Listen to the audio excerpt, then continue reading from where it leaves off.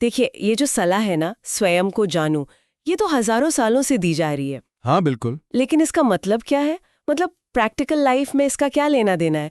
अक्सर तो हम दूसरों की उम्मीदों पर खरा उतरने के चक्कर में इतना उलझ जाते हैं कि अपनी ही पहचान कहीं खोसी जाती है। एक लाइन है जो मुझे बहुत कमाल की लगती है। If you don't see your own worth, you will always choose people who don't see it either. बहुत गहरी बात है। यानी अगर आप अपनी ही कीमत नहीं समझेंगे तो आपकी जिंदगी में लोग भी वही आएंगे जो आपकी कीमत नहीं समझते। तो चलिए आज आत्म खोज की इसी यात्रा पे निकलते हैं, देखते हैं ये स्रोत हमें कहाँ ले जाते हैं। तो पहला पड़ाव, अगर किसी को अपने व्यक्तित्व को गढ़ना है तो इसकी नींव कहाँ से रखी जाए, शुरुआत कहाँ से हो?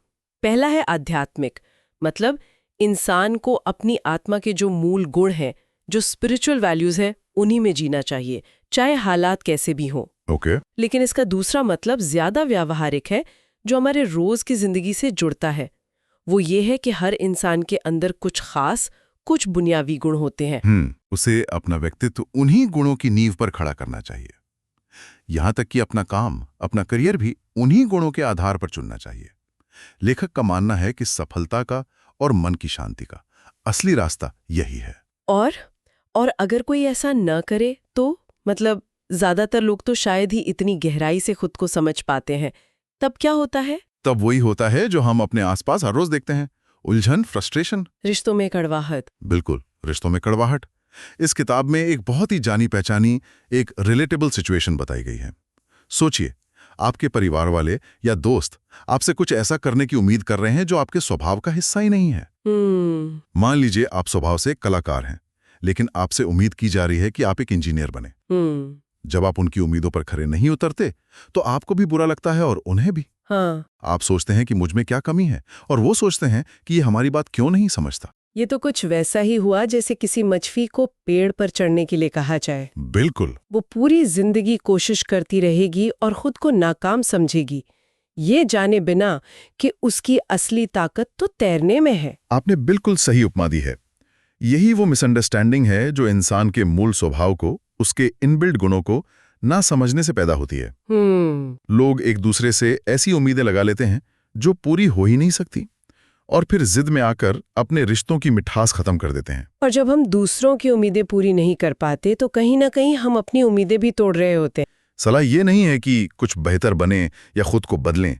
सलाह है आप वही बने जो आप हैं ही। वाह! यह व्यक्तित्व को बदलने की नहीं, बल्कि उसे उजागर करने की, उसे बाहर लाने की प्रक्रिया है। ये तो कमाल की पहेली है। मतलब अगर मुझे वही बनना है जो मैं हूं, तो फिर मेहनत किस बात की? ये तो बहुत आसान लगना चाहिए, पर असल में शायद सबसे मुश्किल काम यही है। हाँ, है ना? ये एक पहेली ही है, और इसका जवाब प्रगट और अप्रगट के खेल में छिपा है। हम एक खाली कागज नहीं हैं। हमारे अंदर कुछ गुण, कुछ झुकाव, वो जन्म से ही दर्ज हैं। ये हमारा अप्रगट रूप है। जैसे एक बीज के अंदर पूरे पेड़ की संभावना छिपी होती है। बनने का मतलब है उस बीज को सही माहौल देकर उसे पेड़ के रूप में प्रकट करना। ओके। अगर बीज आम का है तो आप लाख कोशिश कर लें, उससे सेब का पेड़ नहीं उगा सकते। तो इसका मतलब ये हुआ कि अगर कोई पैदाइशी सेल्समैन है तो उसे अकाउंटेंट बनाने की कोशिश करना सिर्फ समय की बर्बादी है। बिल्कुल। वो शायद काम चलाओ अकाउंटेंट बन भी जाए, पर कभी खुश या बेहतरीन नहीं बन पाएगा। बिल्कुल यही तर्क है लेखक का। अगर हम अपने भीतरी नक्शे से अलग कुछ बनने की कोशिश करते हैं तो हाथ में सिर्फ थकान और असफलता लगती है।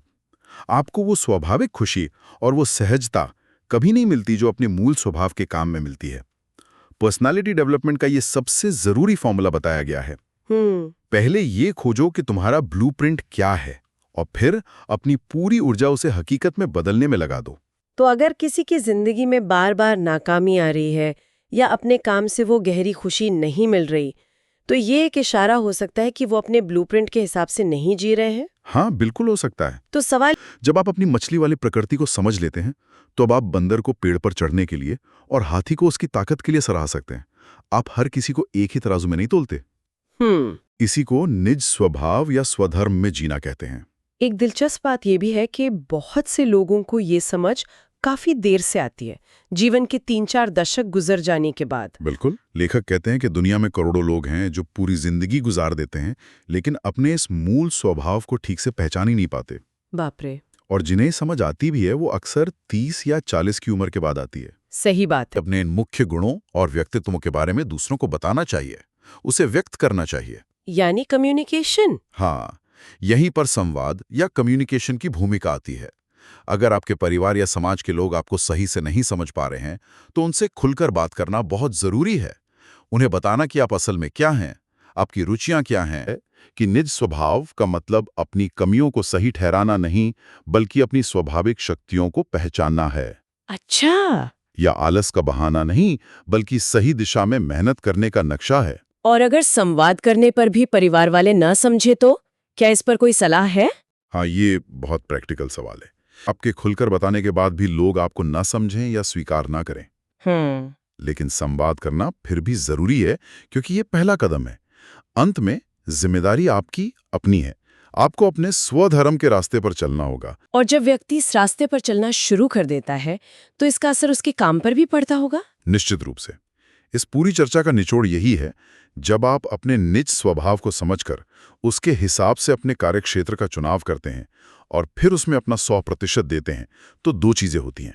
एक, आपको बाहरी सफलता मिलती है, क्योंकि आप वो काम कर रहे हैं जिसके लिए आप बने हैं। और दूसरा, जो ज्यादा जरूरी है, आपको भीतरी संतुष्टि मिलती है,